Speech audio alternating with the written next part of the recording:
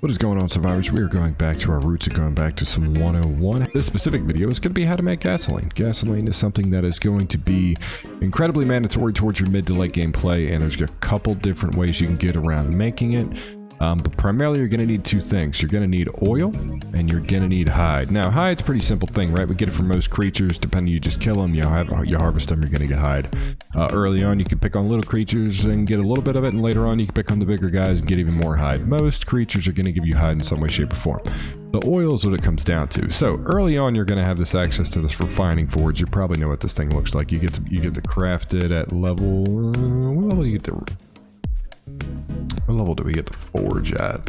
So we get the refining forge at level 20, and you'll be able to craft that on inventory, and the industrial forge is something that you get at level 80 later on. But these two things are pretty much what you're going to use to make gasoline. And the industrial forge, later on, it actually runs on gasoline, so it's not like you can wait it out till you get to this. You're going to need this guy first. So pretty simple concept. Now, the refining forge runs on a couple different things. It can run on wood, it can run on spark powder, it can run on a couple things. I have spark powder lined up in here.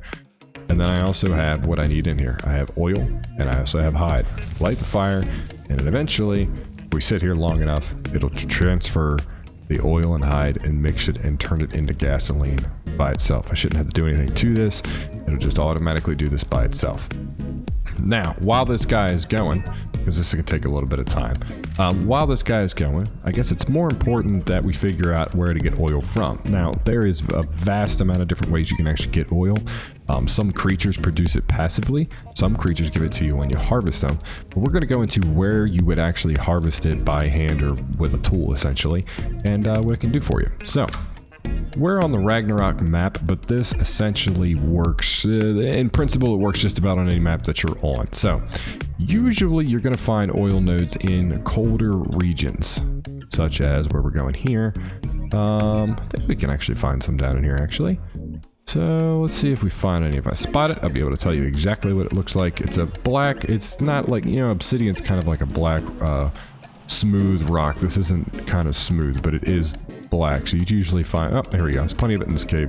Traditionally it looks like this, and it really doesn't seem to matter which map you're on. This is what you're going to be looking for. You're going to want to use a pickaxe, and you're going to get oil. You're going to get oil, a little bit of stone. Pickaxe is going to give you more oil than that. So in the cold regions, that's where you're going to find it. You're going to find oil, actual rocks. Now, this changes depending on the maps that you're on. Things like Aberration, you actually have to get out to the surface area to find them. And on some maps, you can actually get to it underwater. You're going to find oil nodes under the water. Let's see if what we can find down here. The other place you'll find oil is underwater, and you'll notice they look like oil rocks, but the underwater oil nodes will actually have these black streamers running off of it as the oil's leaking out. These can be harvested underwater, same deal with a pick. Now this might be a little bit more dangerous because some of these areas are usually pretty in a not so nice place down here in the water, but that is another place to find oil. There's a couple other locations we're going to talk about where you could find them depending on what biome / map you're playing on. But again, remember that there's a handful of creatures that will actually give you a little bit of oil, and then even some creatures that passively produce it on their own. But if you're looking for a lot to make when you're making gasoline, your best bet is to harvest it. Alrighty, and one of the other ways to passively get oil is by locating oil veins. And this is actually on Ragnarok out here, but you predominantly find these guys in scorched earth out in the desert. They're even on places like Valguero out in actually the desert, or not the desert, the Arctic biome out in Valguero. You'll find these things in kind of mixed around, but usually in a colder environment or a desert environment. This seems to be one of the few that they're actually just kind of out here in the middle of nowhere. But what we can actually do, I can break some of these rocks down. Depending if you're playing on a map that enables that has oil veins, you'll be able to make an oil rig, and that's usually a pretty clean-cut way of figuring out whether or not your map actually has these oil deposits in here.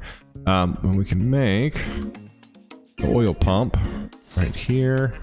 This is something that you're going to make, and we can pull up the Ingrams just so you can check this out as well. This is something that you'll unlock at level 60. You'll actually have to make it at a fabricator. So this is your mid to late-ish game way of actually getting oil. Early on, you're going to have to harvest it out of rocks. It's the easiest way to get to it. Like I said, we'll talk about some animals that actually produce it, but predominantly that's where we're at. Once you have one of them made, you'll notice it won't snap to anything, but it'll snap right on top of these guys. You don't need to power this. You don't need to do anything with it. It'll just passively produce oil over time. You can just come back and pick it up. And that's pretty much it as far as that's concerned. Now, as far as animals go, there's a significant amount of animals, but we'll go over a couple of the more commonly used ones. Alright, so these little creatures are dung beetles. Now, if you tame these guys, and if you don't know how to tame them, it's a passive tame, you actually do it with spoiled meat.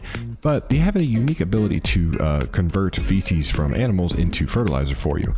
A byproduct of them doing that is that they'll produce a little bit of oil over time that you'll be able to snatch out of their inventory. It's not a whole lot, but when Ark, sometimes every little bit counts. Having these guys around is probably a necessity for most farming, but also to pay attention early on gives you some quick access to oil. This is actually another option to get some oil early on, is Trilobites. You'll usually see these guys around beaches and shallow water, and there's usually a group of them. Now, they're skittish. As soon as you hit them, they're going to run away from you. They kind of look like, I don't know, like weird horseshoe crabs. Any case, when you kill these guys, they'll give you a little bit of pearl, a little bit of chitin, and then also a little bit of oil as well. So, an option to harvest things early on if you're looking for oil.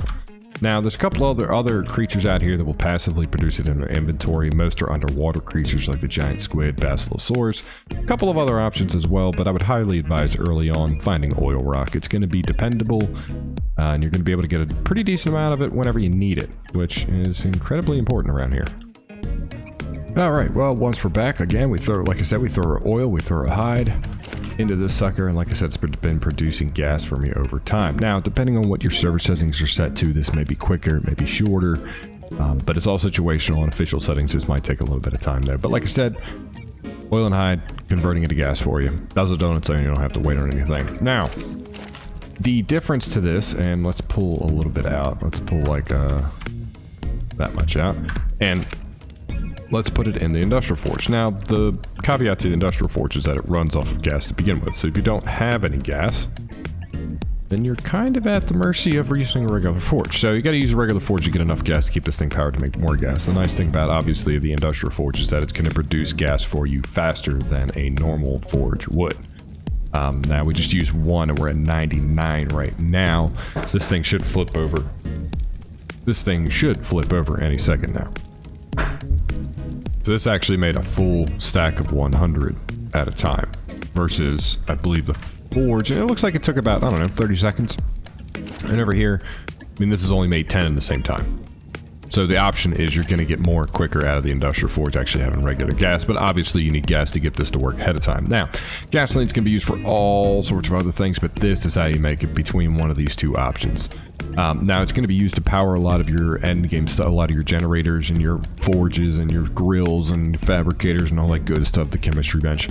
And even, you know, the motorboat, if you decide to make one of those. There's a lot of things that do run off of gasoline. It is pretty much the late game resource with the exception of element later on, but that is pretty much it. That's how you make gasoline. So just so you guys know, we're going to be pushing out a good deal of more 101 things. I want to get back to our roots of seeing a lot of new players come in and ask questions, and I feel like that'd be a good opportunity to start making some tailored videos specifically on stuff like this. Hope you guys liked it. Thanks for watching. Thanks for hanging out. See y'all next time.